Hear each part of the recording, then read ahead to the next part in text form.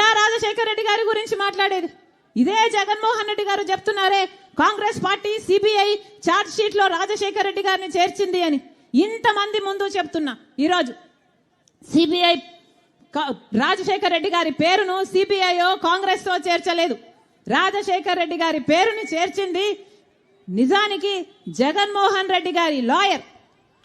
జగన్మోహన్ రెడ్డి గారి లాయరే రాజశేఖర రెడ్డి గారి పేరు నిజానికి సిబిఐలో లేకపోతే జగన్మోహన్ రెడ్డి గారు ఈ కేసులో నుంచి బయటపడడం చాలా కష్టము అని తెలిసి, రాజశేఖర రెడ్డి గారి పేరు ఉండకపోతే జగన్మోహన్ రెడ్డి గారు ఈ కేసులలో నుంచి ఎప్పుడు బయటపడ్డు అని రాజశేఖర రెడ్డి గారిని పేరును స్వయంగా జగన్మోహన్ రెడ్డి గారి లాయరే, సుధాకర్ రెడ్డి అనే లాయరే రాజశేఖర రెడ్డి గారిని చేర్చమని హైకోర్టులో సుప్రీంకోర్టులో పిటిషన్ వేసి మరీ చేర్పించారు.